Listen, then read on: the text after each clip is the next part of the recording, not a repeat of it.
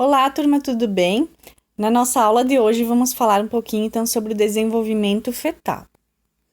Então, a fecundação, né, durante a fecundação vai acontecer então uma sequência de vários fenômenos, tá? Que vão originar então se originam tanto das células masculinas quanto das células femininas, tá?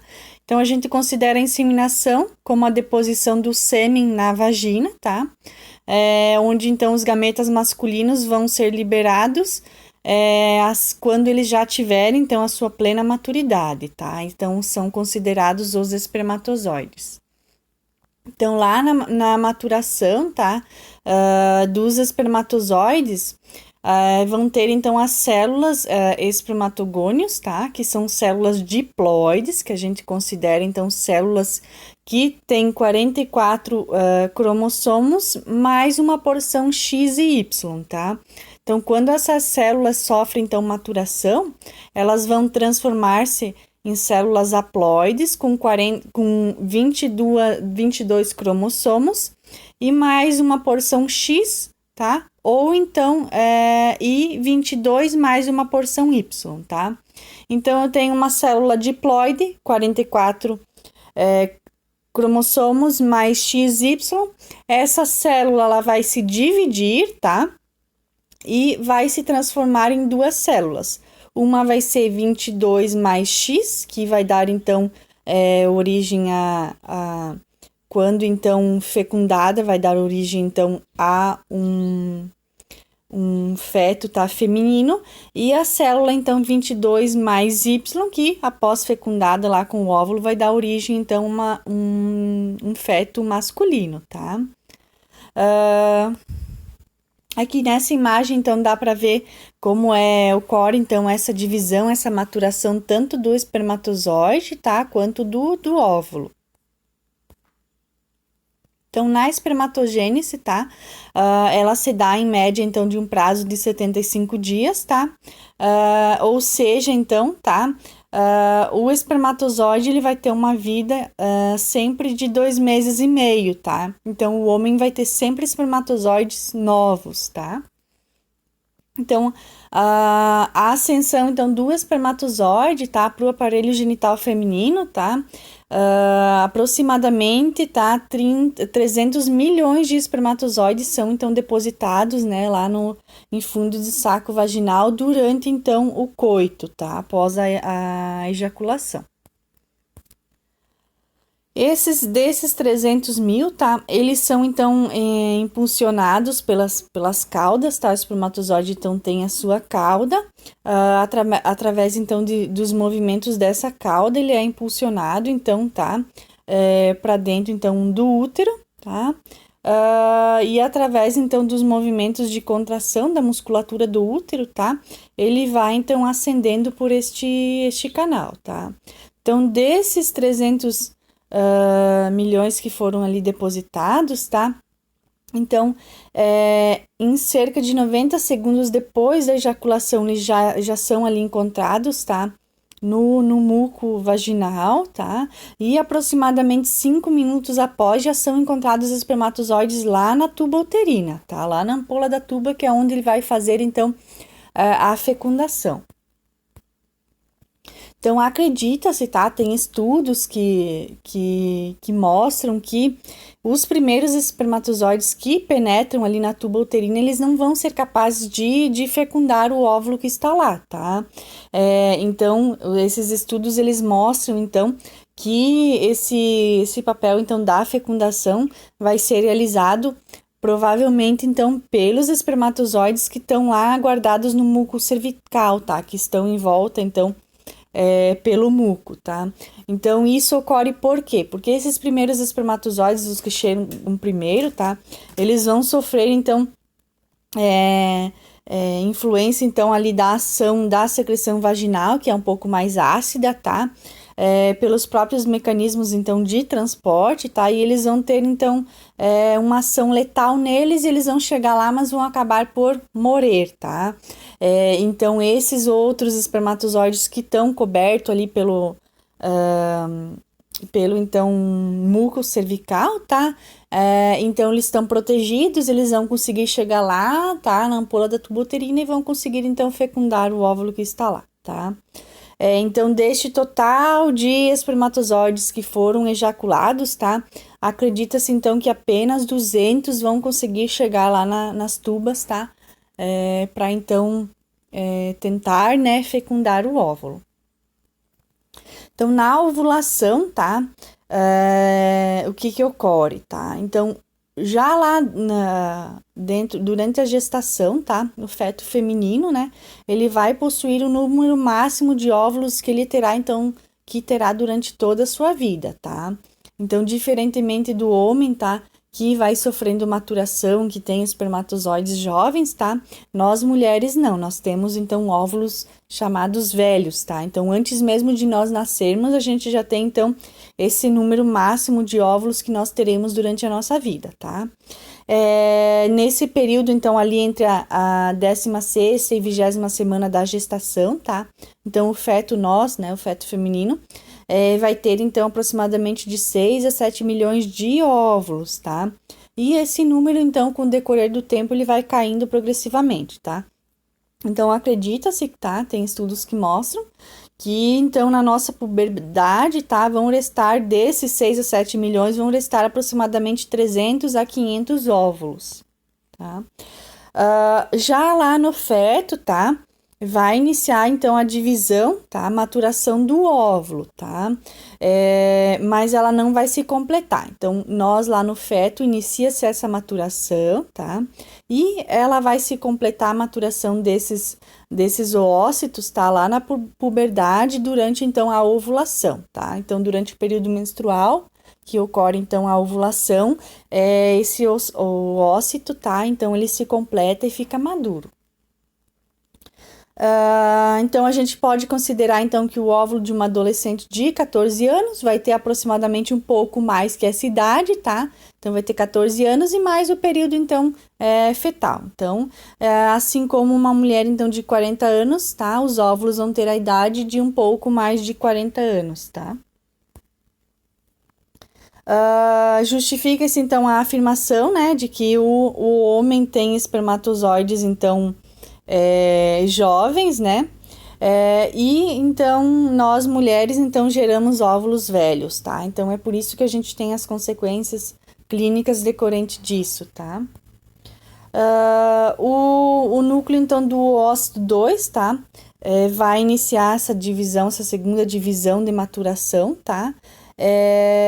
E vai se completar então lá no momento então da ovulação, tá?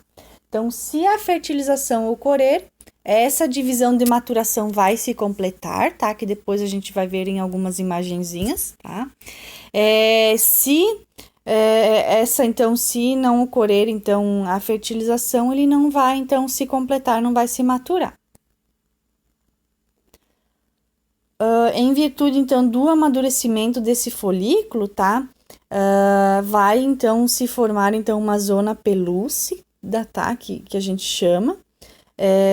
E perto da ovulação ocorre, então, essa primeira maturação ou a meiose que a gente chama, tá? Então, esse oócito 2, ele vai receber, então, o citoplasma, tá?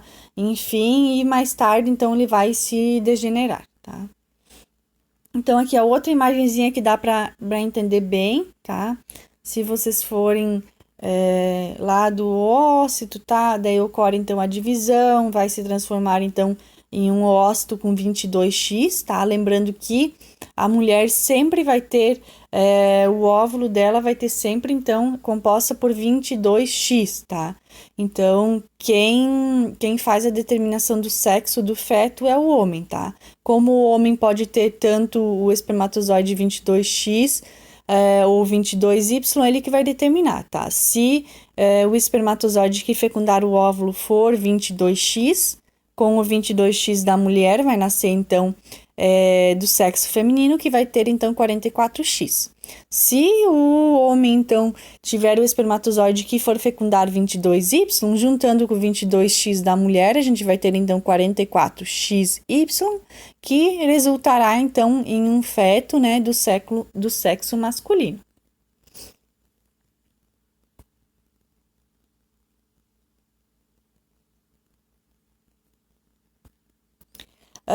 Então, após a ovulação, tá? Lá no período, então, né, menstrual, lembram lá do período fértil da mulher, tá? Que vai acontecer, então, o rompimento do folículo, liberando o óvulo, tá? Maduro, tá? Esse óvulo, então, ele vai ser captado pelas fimbrias ali da tuba uterina e vai ser, então, transportado para a tuba uterina, tá? Então, aqui tem uma imagenzinha que dá para ver, tá? Então, vai acontecer, então, a ovulação, que é quando, então, o folículo ele vai se romper, tá? Vai liberar, então, esse líquido folicular que tem, tá? Junto com o ócito. Esse líquido vai ajudar, então, para que as fimbrias consigam, então, através dos seus movimentos, captar, então, esse óvulo para dentro da tuba uterina, tá? Esse transporte, então, do óvulo para a ampola, tá? Ela vai acontecer em alguns minutos ou horas, tá? E também esse transporte é responsável, né, pela contração, então, da musculatura tubária ali, principalmente pelas fimbrias, tá? Que vão fazer movimentos oscilatórios, tá? E vão captar esse óvulo, então, para dentro, então, da tuba, tá? Então, qual é a vitalidade das células germinativas, tá? Então, o espermatozoide, ele tem, então, a sua capacidade de fertilização por 24 a 48 horas, tá? Então, após a ejaculação, tá? Então, após o coito, o espermatozoide, ele permanece, digamos assim, de um modo mais vulgar, né? Vivo por até 48 horas, tá? Dentro, então, ali da cavidade uterina, tá? Já o óvulo, após, então, a ovulação, após o rompimento, ser captado ali pelas fimbrias, ele permanece, tá? Viável por até 24 horas, tá? É bem interessante, então, a gente... essa vitalidade dessas células, tá? Porque, então, se a mulher ovulou, tá? E dentro de 24 horas, ou então... não tiver ali a relação, né? Então não vai fecundar porque o óvulo ele vai perder a sua capacidade, tá? Germinativa. Então, durante a fecundação, tá? O espermatozoide ele vai sofrer algumas reações, tá? Algumas alterações na fisiologia dele, tá? Para que ocorra, então, a penetração dele no óvulo, tá? Então, antes dele fecundar, ele vai sofrer, então, algumas alterações, que são, então, a perda da sua camada protetora, tá? E a reação, então, estrutural, que é uma reação acrossômica, tá? Então, ele vai perder a sua camada protetora, tá? Vai acontecer, então, a reação acrossômica, que ela é caracterizada, então, pelo quê, tá? Por uma pequena perfuração na sua parede acrossômica, tá? Dá para ver aqui nessa imagenzinha do lado, tá? Onde, então, vão ser liberadas enzimas, tá? Essas enzimas que vão ser liberadas, então, ali pelo espermatozoide com esse rompimento, elas vão ser responsáveis, então, por digerir a coroa radiada, tá? E a zona pelúcida que está em volta do óvulo, tá? Se não ocorrer essa reação, o espermatozoide, ele não vai conseguir, então, passar por essa coroa, tá? Radiada do óvulo, tá? Então, essa reação vai favorecer, então, tá? Que o espermatozoide, então, entre no interior do óvulo. Tá? Aqui tem outra imagem que dá para ver, tá? O óvulo, então, vai se aproximando o espermatozoide, né? Vai se aproximando do óvulo. Ele vai sofrer essa reação, tá? Ele vai perder a sua parede ali celular, tá? E vai liberar enzimas que vão digerir, então, a parede, a zona pelúcida do óvulo. E daí ele vai conseguir, então, entrar dentro do óvulo, tá? Então, quando o espermatozoide entrar no óvulo, é quando ocorre, então, a fecundação, tá? Que é a fusão, então, dos dois gametas, tá? Então, as células haploides do espermatozoide, né, e do óvulo vão se se juntar, tá? Formando então o ovo ou zigoto, como é chamado, tá? Aqui só para relembrar, tá? Que vai ser então a fusão de ou 22Y ou 22X, tá?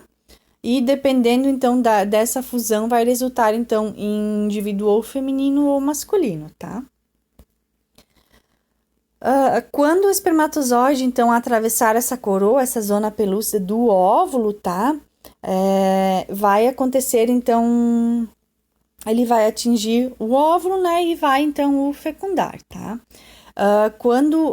Logo que ele então liga-se então à superfície do óvulo, tá? A união então celular fica então conjugadas dentro do envoltório único, tá? Então o espermatozoide entra e o óvulo e o espermatozoide ficam juntos, tá? A célula, então, sexual feminina vai reagir, tá? Então, o óvulo, ele vai reagir ao contato com o espermatozoide de duas maneiras, tá? Então, a primeira maneira que ele vai agir, tá? Então, vai ocorrer, então, alterações ali na zona pelúcida, tá? E vai inibir a entrada de outros espermatozoides, tá? Então, o espermatozoide libera suas enzimas, entra na zona pelúcida, tá? Consegue entrar dentro do óvulo e, consequentemente, a partir disso, essa zona vai sofrer, então, alterações celulares e não vai permitir a entrada de outros espermatozoides, tá? E vai ocorrer a próxima, então, ação do espermatozoide, então, ocorrer, então, a segunda divisão, tá? Para a maturação, tá? Então, o óvulo vai estar completamente imaturo, tá? E, então, é conhecido como pronúcleo feminino, tá? Então, aqui dá para ver nessa imagem, tá? Um espermatozoide conseguiu entrar, eles estão juntos, tá? E os outros espermatozoides tentando entrar, porém, devido à ação, então, ali da zona pelúcida, eles não vão conseguir entrar, tá? Então, uma vez lá dentro do citoplasma, tá? O espermatozoide vai perder a sua cauda rapidamente, tá? A cabeça, então, vai aumentar de tamanho para formar, então, o pronúcleo masculino, tá? Então, lá dentro do ósito, a gente vai ter, então, dois pronúcleos haploides. Então, um masculino e um feminino, tá? Então, esses pronúcleos, o masculino e o feminino, eles vão se aproximar lá no centro do óvulo, tá? Eles vão entrar em contato, vão perder, então, as suas membranas e vão se unir, tá? Unir os cromossomos, formando, então, constituindo o ovo, tá? A partir daí, tá? Então, a partir da fecundação, começam, então, as alterações, tá? A gente vai, então, vou mostrar para você algumas das alterações específicas, tá? Por semanas, tá? Então, à medida, então, que lá na primeira semana, né? O ovo vai passar pela tuba uterina, né? Vai ir em direção ao útero, tá? Ali, então, vocês podem ver, então, que ocorre, então, temos o zigoto, tá? Que é quando a gente tem, então, a fecundação, a união do gameta masculino com o feminino, tá? E a partir daí a gente vai, então, esse zigoto vai sofrendo diversas divisões mitóticas, tá? Então, lá no terceiro dia após a fertilização, esse ovo, tá? Ele já vai ter sofrido várias, então, divisões. Ele vai estar com aproximadamente, tá? 16 ou mais blastômeros, que a gente chama, tá? E que são denominados, então, de mórula, tá? Então, essa mórula lá no terceiro dia, ela vai, então, vai entrar lá na cavidade uterina, tá? Então, até aproximadamente o terceiro dia, ela vai estar ainda dentro da tuba uterina, tá? Então, nessa imagem é bem legal, a gente consegue ver lá o ósito sendo penetrado, tá? Pelo espermatozoide, em seguida a gente tem o zigoto, que já é a união, então, dos dois. E dali em diante ela começa, então, sofrer várias divisões, tá? Então, quando eu tiver um ovo, então, um zigoto com 16 ou mais blastômeros, tá? Que a gente chama essas célulazinhas, essas bolinhas, tá? A gente chama, então, denomina esses blastômeros de mórula, tá? Lá no quarto dia, tá? Então, vai se formar uma cavidade lá na mórula, tá? Então, esses 16 blastômeros, tá? Vão se converter tá? Vão se transformar, tá? Então, a gente vai ter um blastócito que vai ser constituído, então, por um grupo, então, de células internas, tá? Que dará, então, origem ao embrião, tá? Que são chamados, então, de embrioblasto, tá? Então, ali vocês conseguem ver, tem essa setinha, aonde tá o embrioblasto vai dar origem ao embrião, tá? No final, então, da primeira semana, esse embrioblasto já vai estar organizado em duas outras lâminas, tá? O epiblasto e o hipoblasto, tá?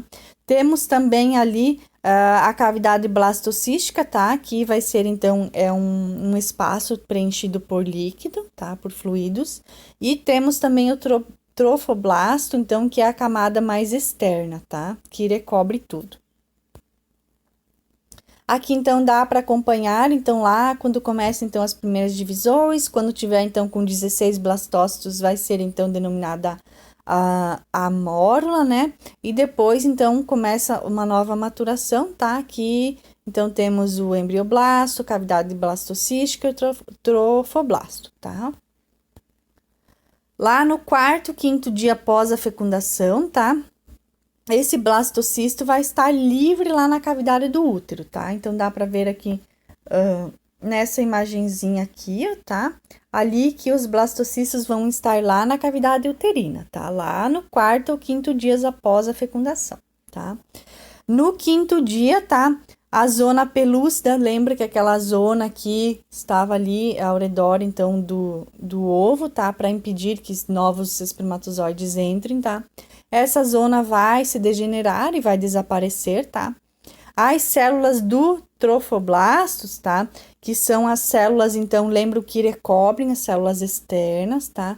Vão começar, então, a invadir o endométrio lá no sétimo dia, tá? Então, o sétimo dia após a fecundação, o trofoblasto, tá? Que é aquela célula interna, vai começar a invadir o epitélio, tá? Desculpa, o endométrio, que é, então, o endométrio é a parede uterina, tá? Lá no final, então, da primeira semana, o ovo ele vai estar, então, superficialmente implantado no endométrio, tá? Nessa imagem dá para ver, então, quando, então, o trofoblasto, então, começa a invadir, então, o endométrio, tá? Que é a parede, então, uterina. Então, já na segunda semana, tá? De gestação, tá? Logo, então, que o trofoblasto se adere, então, ao tecido endometrial, tá? Ele vai começar, então, a se diferenciar em duas camadas, tá? Vai ter, então, uma camada mais interna, tá? Que é o citotrofoblasto, que, então, fica, então, na superfície inferior do embrioblasto, tá? E uma massa, então, mais externa, que é o sinciotrofoblasto, tá? Que vai, então, invadir o epitélio endometrial e o tecido, então, conjuntivo adjacente, tá? Então, nessa imagem, então, dá para ver também, tá? Que ele vai começar, então, se diferenciar em outras camadas. Então, a gente vai ter, então, ali na segunda semana, tá? Então, as células do epiblasto vão se diferenciar, então, numa membrana fina, que vai ser, então, a membrana miniótica, a cavidade miniótica e a bolsa d'água, tá? E as células do hipoblastos vão, então, dar origem ao saco vitelínico, tá? E o saco córeo. Então, aqui dá para ver, então, tá? Todas a bolsa, o líquido, o córeo e o âmino, tá? Então, aquelas células vão se diferenciar. Lá na segunda semana, tá? A gente tem, então, a implantação completa, tá? Ou seja, o ovo ele tá totalmente mergulhado lá no endométrio, tá? Então, dá para ver ele tá implantado completamente, tá? Na terceira semana, tá? De gestação, tá? É um período, então, onde o ovo vai sofrer, então, um rápido desenvolvimento, tá? Aproximadamente ali na terceira semana que a gente tem, então, a época, então, da primeira menstruação frustrada, tá? Que é, então, quando, né, vai ter o atraso menstrual. Então, a partir dali, né, a mulher vai perceber, então, né, o atraso menstrual e vai, então, começar a investigar uma possível gestação, tá? Então, a partir das células lá, que a gente já falou do epiblasto, tá? Vai aparecer, então, a terceira camada germinativa, tá? Então, essa camada germinativa vai dar origem, então, a outras 3 camadas, tá? O ectoderma, mesoderma e o endoderma, tá? Então, cada camada vai ser responsável, tá, por alguma coisa. Então, a ectoderma, a primeira camada, vai dar origem, então, ao sistema nervoso e periférico, retina dos olhos e algumas outras estruturas, tá? A mesoderma, que é aquela camada mais intermediária, vai dar origem, então, aos músculos, tecidos conjuntivos, alguns outros vasos, tecidos e órgãos, forma, então, a maior parte do sistema cardiovascular, né? Então, vai formar também as células sanguíneas, medula óssea, o esqueleto, tá? Ossos, enfim, tá? E a última camada, que é a mais interna, vai dar, então, origem ao tubo digestivo, glândulas, tá? Fígado, pâncreas, aparelho respiratório, tá? Quando chegarmos, então, lá da 4ª à 8ª semana, tá? Então, a maioria, então, os principais órgãos do sistema, tá? Do corpo são formados, tá? A partir, então, dessas camadas germinativas, tá? Então, vai ser durante a 4ª à 8ª semanas que a gente vai ter, então, a formação, então, desses órgãos e sistemas, tá? Então, durante este período, tá, as células do embrião, elas vão, então, se multiplicar e vão assumir suas funções, tá? Que é quando a gente vai ter, então, a formação desses órgãos, tá? A gente denomina, então, esse processo de diferenciação de tecidos, tá? Que, então, as células vão se diferenciar para a formação, então, dos diferentes, então, tecidos, tá? Há um crescimento bem rápido, tá? E as principais, então, características externas também começam a se formar. Logo, então, ao iniciar a 4ª semana, a gente tem, então, as chamadas curvaturas longitudinais, né? Que são, então, a cefálica e a caudal e as laterais, tá? Então, a gente diz que o embrião, ele é cilíndrico e tem uma forma de C, tá? Aqui dá para ver, então, nas imagenzinhas, tá? Como que esse embrião, ele vai formando, então, esse formato de C, tá? Lá ainda na 4ª, 8ª semana, tá? Então, vai determinar, então, essa curvatura vai determinar, então, né, a localização, então, dos principais órgãos. Por exemplo, o coração vai se situar ventralmente, tá? O cérebro vai se tornar a parte mais cranial do embrião, tá? Enfim, vai se diferenciando e determinando, tá? Os 3 folhetos germinativos primários, né, estão se diferenciando, né, nos vários tecidos e órgãos. E lá no final da 7ª semana, a gente tem, então, praticamente os principais sistemas e órgãos todos formados, tá? Eles estão formados, porém imaturos, e a partir daí eles vão sofrendo, então, maturação. Aqui, então, é uma ultrassonografia, tá? Aproximadamente, então, com 5 semanas, dependendo, então, da tecnologia, tá? Utilizada, a gente já consegue, então, ver, então, o saco gestacional.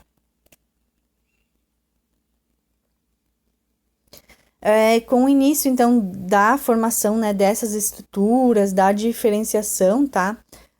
Desses tecidos, tá?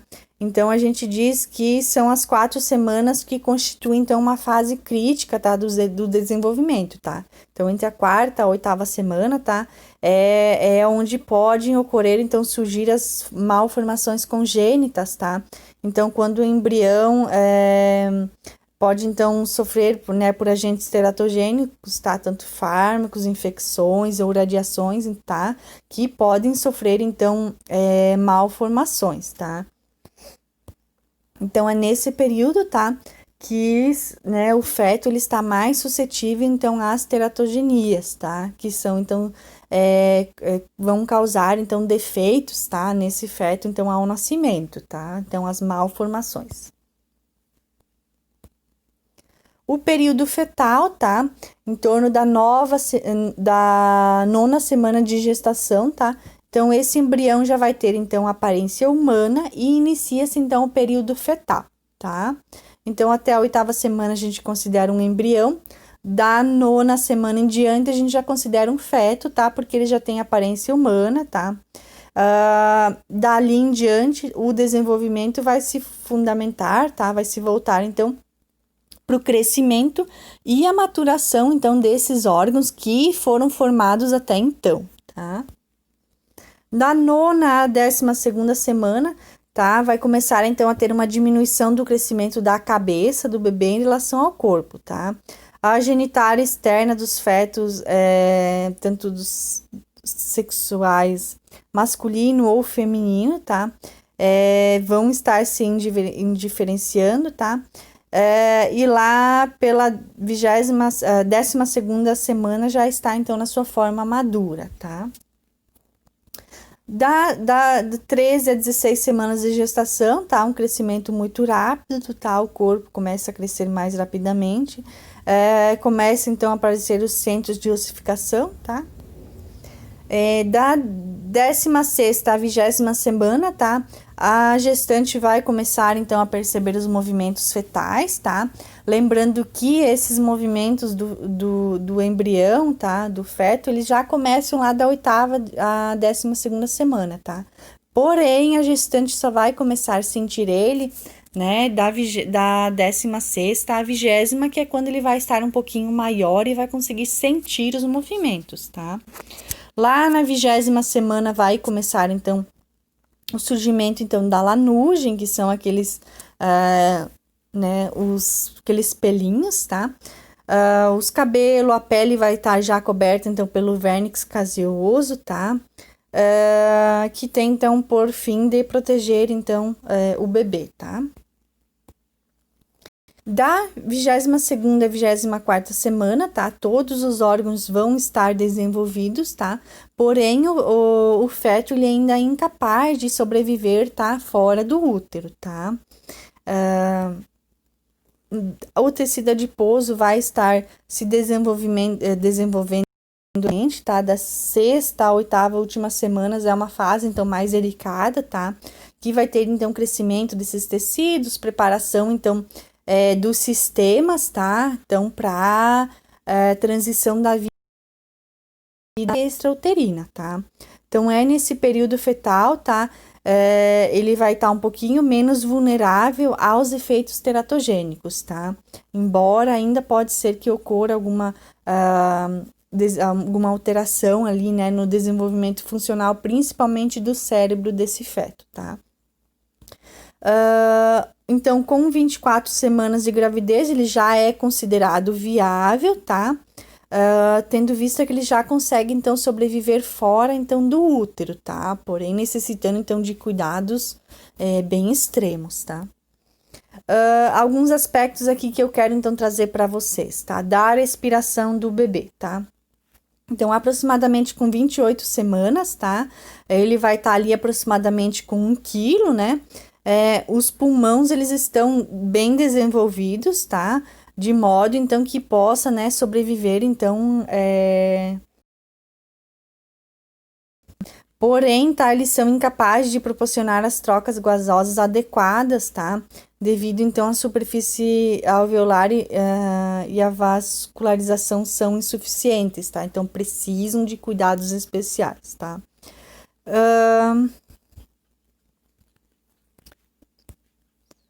O início da respiração, tá? Então, antes do nascimento, os pulmões, eles estão cheios de líquido, tá? E ocorre, então, o estágio secretório do pulmão fetal, tá? Então, esse líquido, tá? Que ele tem lá no pulmão, ele vai ter uma eliminação, tá? Por 3 vias, tá? De 3 maneiras, tá? Então, 1/3 dele vai ser expelido no momento, então, do nascimento, através, então, da compressão do tórax, tá? Durante o parto. 1/3 dele vai ser absorvido pelos capilares, é absorvido pelo próprio pulmão, tá? E o restante, tá? Vai passar, então, através do sistema linfático, que vão drenar, então, também para, né, para os vasos sanguíneos. Então, aqui dá para ver, tá? O pulmão do bebê é cheio, então, de líquido. A gente tem também a ação desse líquido surfactante, né? Que vai impedir com que os alvéolos se colabem, tá? Por isso, então, que é bem importante o pulmão do bebê estar maduro, tá? Para o nascimento, porque com a imaturação do pulmão, tá? A gente tem pouca produção desse líquido surfactante, tá? Então, pode ocorrer o colabamento desses alvéolos. Esse surfactante vai reduzir ali a tensão superficial nesses alvéolos, tá? Vai promover, então, uma quantidade de residual, tá? Ali no pulmão após a expiração, que é para prevenir, tal, o colabamento, a atelectasia desse pulmão, tá? O início, então, dos movimentos respiratórios, né? Então, o bebê, quando ele nasce, tá? Esse início dos movimentos vão se dar, então, por estímulos térmicos, táteis, tá? Além da asfixia que ocorre, tá? Naturalmente ao nascimento, tá? Então, até o nascimento, o bebê, ele está recebendo, então, seu aporte de nutrientes e de oxigênio, né? Através do cordão umbilical, tá? Então, quando há o clampeamento do cordão umbilical, acontece, então, esse processo natural que a gente chama de asfixia, tá? Que também vai impulsionar, então, o início dos movimentos respiratórios pelo bebê, tá? Por fim, então, essa adequada respiração nesse período neonatal também vai depender, então, das alterações circulatórias que vão surgir, então, no recém-nascido, tá? Aqui, então, alguns pontos chaves, tá? Eu vou passar, que é só um resuminho, então, do que a gente já conversou nos slides anteriores, tá? Aqui tem uma tabelinha, então, de comparação, então, conforme as semanas gestacionais, com o tamanho do bebê e com o peso dele, tá?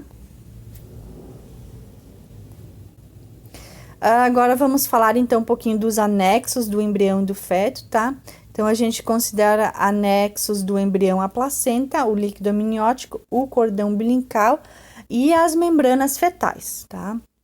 Então, a placenta é o órgão que é responsável pela troca gasosa entre o feto e a gestante, né? Ela possui duas faces, tá? A face materna, tá? Que é a face que está, então, aderida ao útero da gestante e a parte fetal, tá?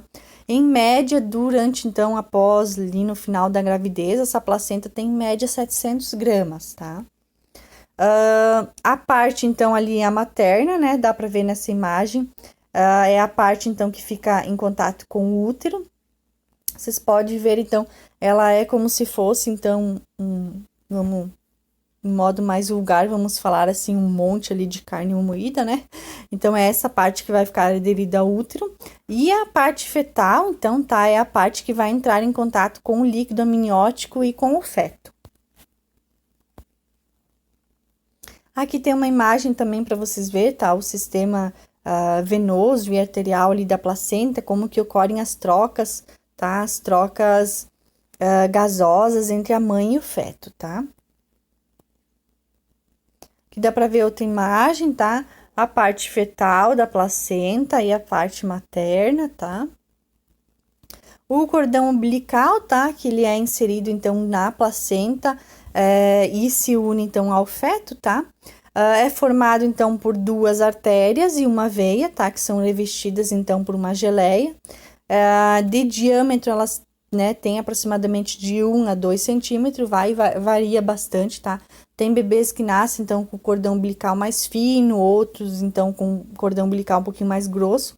O comprimento também varia, tá? De 50 a 60 centímetros, tá? Aqui nessa imagem dá para ver, então, as duas artérias e a veia, tá?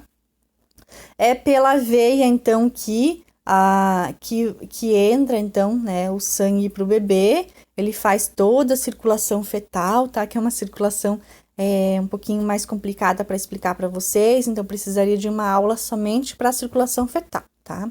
Então, mas resumindo, o sangue entra pela veia para o bebê, ocorre toda a circulação fetal e ele retorna, então, pelas duas artérias para a placenta, tá? Então, aqui, ó, dá para ver, tá? Cordão umbilical, tá? Então, entra pela veia, faz toda a circulação fetal, tá? E retorna, então, pelas duas artérias o sangue para a placenta, tá? Então, onde vai ocorrer essa troca gasosa. O líquido amniótico, tá? Então, o feto, ele está envolvido pelo líquido, tá? Chamado de líquido amniótico, tá? Ele é composto, então, constituído, então, por duas membranas, né? A âmnion e a córion, tá? Lembrando que essas membranas, elas rompem-se espontaneamente ou artificialmente, tá? Durante, então, o trabalho de parto. Ele é um líquido, então, que envolve o embrião e preenche, então, a bolsa amniótica, tá? Forma-se, então, aproximadamente lá na segunda semana de gestação, tá? A bolsa amniótica, tá? Vai se encher, então, pelo líquido amniótico. Primeiramente, tá? No início, ela é composta, tá? Principalmente de água da mãe, tá? Nesse líquido também é encontrado, então, células de descamação do feto, células da lanugem, vernix caseoso, tá? O bebê, ele vai deglutir, então, o líquido amniótico, tá? Então, algumas pessoas costumam dizer, porque o bebê engoliu água a água durante o parto, porque não sei o que lá, tá? Então, durante a gestação, o bebê engole, sim, o líquido amniótico, tá? E é esse deglutir do líquido amniótico que vai formar o mecônio, tá? Que é aquele primeiro cocô do bebê, tá? As funções, então, do líquido, tá? São, então, proteção, então, contra algumas lesões mecânicas, tá? Vai possibilitar, então, que o feto se movimente, tá? Dentro do útero. Vai prevenir, então, a adesão, que é, então, que a pele do feto se grude com as membranas, tá? Possibilita desenvolvimento do pulmão, tá? Então, esse movimento de entrada do líquido pelas narinas, ali de vai e vem para os brônquios, tá? Desenvolve o pulmão do bebê, tá? A coloração, então, do líquido, ele é uma coloração mais clara, tá? Tem alguns gruminhos que a gente chama e tem um odor bem particular, tá? Algumas pessoas, então, consideram que o odor, então, o cheiro é semelhante, então, ao esperma, ou, então, semelhante, tá, a uma água com quiboa, tá? Um odor bem particular. Os profissionais que trabalham, tá, em centros obstétricos, então, que estão acostumados, né, trabalhar com gestantes, tá? Ao sentir o cheiro, tá? É bem fácil de detectar que é líquido amniótico, tá? Tem um cheiro bem particular, tá? A coloração deve ser clara, tá? Se tiver sanguinolento, esverdeado ou castanho, enfim, qualquer outra coloração, é sinal de alarme, tá? Colorações mais esverdeadas podem identificar, então, alguma infecção, tá? Coloração mais castanho identifica, então, que o bebê fez cocô já ainda lá dentro da placenta, tá? Que a gente chama, então, do mecônio. Mais sanguinolento pode ser que esteja havendo algum sangramento, tá? Também, através da coloração, a gente pode identificar a idade do feto também, tá? Então, para isso, daí é necessário, então, a amniocentese, que é a retirada, então, de um pouco desse líquido amniótico. Então, a quantidade, então, de líquido vai variar conforme a idade gestacional, tá? Lá na 10ª semana tem aproximadamente 30 ml, tá? Aí, esse volume começa a aumentar até alcançar aproximadamente 1000 ml, tá? Quando o bebê está perto do terno, né? Que então está perto do nascimento. E começa a diminuir, regredindo, tá? Aproximadamente 150 ml por semana até perto do nascimento. Então, a gente chama de oligodrâmnio, tá? Que é quando, então, a gente tem falta de líquido amniótico, tá? Então, quando a gente tem, então, reduzida a quantidade de líquido amniótico, pouco líquido, tá? Então, aproximadamente 5,5% das gestações acontece isso, tá? Algumas causas, tá? Que incluem, então, essa falta de líquido podem ser, então, insuficiência placentária, tá? Devido, então, à pré-eclâmpsia, hipertensão crônica, tá? descolamento prematuro de placenta ou alguns fármacos utilizados. Quando, por exemplo, a gestação, então o bebê passou do tempo de nascer, tá? Uma gestação pós-termo também, né? A gente tem diminuição do líquido amniótico. Algumas malformações fetais também causam isso, tá? Ou até mesmo a morte fetal, tá? Pode, então, causar, então, ser as causas do oligodrâmio, tá? Como resolver? Então, vai depender, então, de qual doença está associada, tá? Para, então, a devida tratação, tá? Algumas complicações, tá? Do pouco líquido amniótico, então, pode incluir a morte fetal, a restrição, então, do crescimento intrauterino, que é quando o bebê para de crescer, tá? Pode, então, trazer contraturas dos membros, maturação pulmonar atrasada, tá? Por quê? Porque o líquido amniótico, lembra que a gente falou nos slides anteriores, né? Ele ajuda, então, na maturação pulmonar, essa entrada e saída do líquido através dos brônquios ajuda a maturação, tá? Também dificulta, tá, o nascimento através do trabalho de parto, né? E pode, então, trazer várias complicações para esse feto, tá? Já o polidrâmio, tá? É quando eu tenho, então, excesso de líquido amniótico, tá? Aproximadamente apenas 1% das gestações vão apresentar isso, tá? Algumas causas também, malformações fetais, tá? Gestações múltiplas, diabetes, anemia, alguns outros distúrbios fetais que podem ocasionar, então, esse excesso de líquido amniótico, tá? Então, a resolução deste problema também vai depender, então, do que causou isso, tá? E algumas situações mais extremas, dependendo, então, da quantidade de líquido, então, exige, então, a punção desse líquido para retirada, tá? Algumas consequências, então, que podem trazer, tá?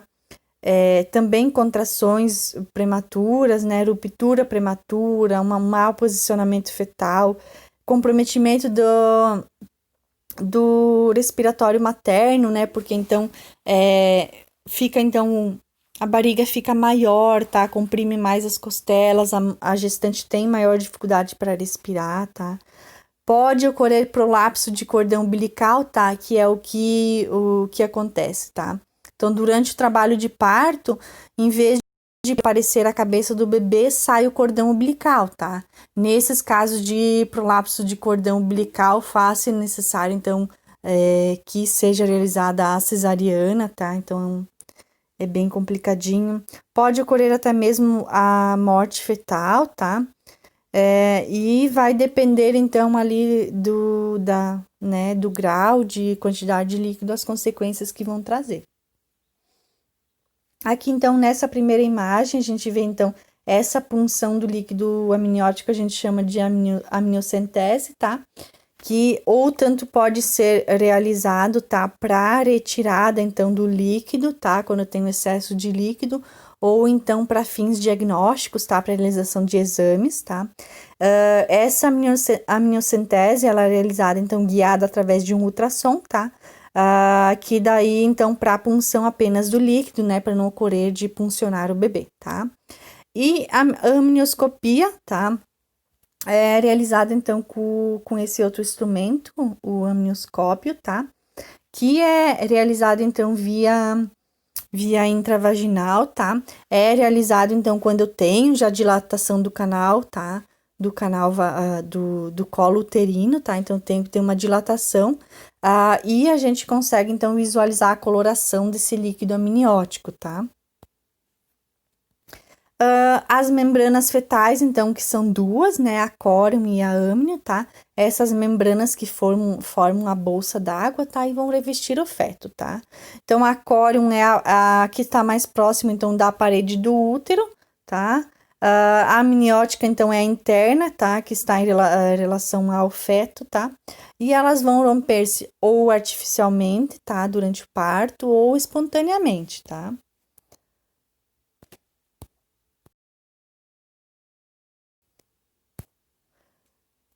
Então, pessoal, a nossa aula sobre desenvolvimento fetal era essa, tá?